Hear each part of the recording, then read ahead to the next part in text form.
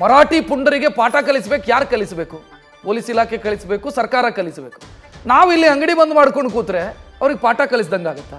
ನಮಗೆ ನಷ್ಟ ಆಗುತ್ತೆ ಬಿಟ್ರೆ ಮತ್ತೆ ಏನೂ ಆಗಲ್ಲ. ನಾವು ಕ್ಲೋಸ್ ಮಾಡಿಕೊಂಡು ನಮ್ಮ ಅಂಗಡಿ ಮುಂಗಟ್ಟುಗಳನ್ನೆಲ್ಲ ಕ್ಲೋಸ್ ಮಾಡಿಕೊಂಡು ನಮ್ಮ ವ್ಯವಹಾರಗಳನ್ನೆಲ್ಲ ಬದಿಗಿಟ್ಟು ನಾವು ಬಂದ್ ಮಾಡಿದ್ರೆ ಅವ್ರಿಗೆ ಪಾಠ ಕಲಿಸೋಕ್ಕಾಗತ್ತಾ? ಸರ್ಕಾರದ ಜುಟ್ಟು ಹಿಡಿದು ಕೇಳಿ, ಸರ್ಕಾರವನ್ನು ಪ್ರಶ್ನೆ ಮಾಡಿ. ಯಾಕೆ ನೀವು ಗೂಂಡಾ ಕಾಯ್ದೆಯ ಪ್ರಕಾರ ಅವರ ವಿರುದ್ಧ ಕ್ರಮ ಕೈಗೊಳ್ಳಬಾರ್ದು? ಆ ಪುಂಡರ ವಿರುದ್ಧ MES ಸಂಘಟನೆಯ ವಿರುದ್ಧ ಯಾಕೆ ಕ್ರಮ ಕೈಗೊಳ್ಳೋದಕ್ಕಾಗಲ್ಲ? ಯಾಕೆ ರೌಡಿ ಶೀಟ್ ಓಪನ್ ಮಾಡೋದಕ್ಕಾಗಲ್ಲ? ಅಲ್ಲಿನ ರಾಜಕಾರಣಿಗಳನ್ನಾದರೂ ಪ್ರಶ್ನೆ ಮಾಡ್ಬೇಕು ತಾನೆ? ಅದೂ ಆಗಲ್ಲ. ಸರ್ಕಾರವನ್ನು ಪ್ರಶ್ನೆ ಮಾಡಲ್ಲ.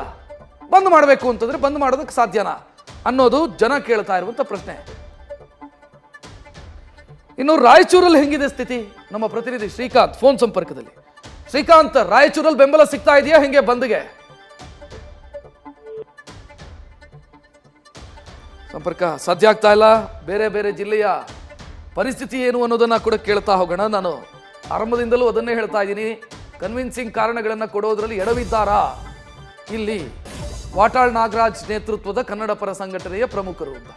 ಯಾಕಂತಂದ್ರೆ ಕನ್ನಡ ಪರ ಸಂಘಟನೆಯ ಪ್ರಮುಖ ಬಣಗಳು, ಅದು ನಾರಾಯಣಗೌಡ ಬಣ ಮತ್ತು ಪ್ರವೀಣ್ ಶೆಟ್ಟಿ ಬಣ, ಇವರ ಬೆಂಬಲವೇ ಸಿಗ್ತಿಲ್ಲ ಇದಕ್ಕೆ. ಮತ್ತೆ ಬಂದ್ ಆಗತ್ತೆ ಅಂತ ವಾಟಾಳ್ ನಾಗರಾಜ್ ಹೇಳ್ತಿದ್ದಾರೆ, ನಾಳೆ ಬಂದು ಅಂತ ಅವರು ಹೇಳ್ತಾ ಇದ್ದಾರೆ. ಬಂದ್ ಆಗತ್ತಾ ಅನ್ನೋದು ಪ್ರಶ್ನೆ. ಬಂದ್ ಮಾಡ್ತಾರಾ ಜನ ಅಥವಾ ಸಪೋರ್ಟ್ ಮಾಡ್ತಾರಾ? ಇದಕ್ಕೆ ಯಾಕೆ ಮಾಡಬೇಕು ಅನ್ನುವಂಥ ಪ್ರಶ್ನೆಯೂ ಕೂಡ ರೈಸ್ ಆಗ್ತಾ ಇದೆ.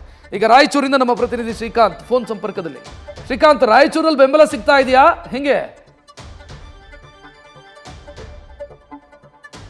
ಮಾಡ್ತಿದೆ. ರಾಯಚೂರು ಗಡಿನಾಡು ಆಗಿರೋದ್ರಿಂದ ಇಲ್ಲಿ ಸಾಕಷ್ಟು ಇಲ್ಲಿ ವಾಹನ ಸಂಚಾರ ಆಗ್ತದೆ. ಹಾಗೇನೆ ಇಲ್ಲಿ ಬಿಸ್ನೆಸ್ ಸಹ ಸಾಕಷ್ಟು ಪ್ರಮಾಣದಲ್ಲಿರುವಂಥದ್ದು. ಆದ್ರೆ ಇಲ್ಲಿ ಇರುವಂತಹ ಕನ್ನಡ ಪರ ಸಂಘಟನೆಗಳಲ್ಲಿ ಪ್ರಮುಖವಾಗಿ ಶಿವರಾಮೇಗೌಡರ ಬಣ ಏನಿದೆ ಅವರ ವತಿಯಿಂದ ಮಾತ್ರ ಇಲ್ಲಿ ಬಂದ್ಗೆ ಒಂದು ಬೆಂಬಲ ನೀಡುವಂಥದ್ದು, ಅವರೇ ರಸ್ತೆಗಿಳಿದು ನಾಳೆ ಹೋರಾಟ ಮಾಡುವಂಥದ್ದು. ಇನ್ನುಳಿದಂತಹ ಯಾವುದೇ ಒಂದು ರೀತಿಯ ಬಣ ಏನಿದಾವೆ, ಕನ್ನಡ ಪರ ಹೋರಾಟ ಆಗಿರ್ಬೋದು ಅಥವಾ ಖಾಸಗಿ ವಲಯದಲ್ಲಿ ಲಾರಿ ಮಾಲೀಕರ ಸಂಘ ಆಗಿರ್ಬೋದು, ಅಂಗಡಿಯವರಾಗಿರ್ಬೋದು, ಪ್ರತಿಯೊಬ್ಬರು ಈ ರೀತಿಯಾಗಿ ಯಾವುದೇ ಒಂದು ಸಹ ಬೆಂಬಲವನ್ನು ನೀಡಿಲ್ಲ. ನೈತಿಕ ಬೆಂಬಲ ಸಹ ಈವರೆಗೂ ಅವ್ರಿಗೂ ದೊರೆತಿಲ್ಲ.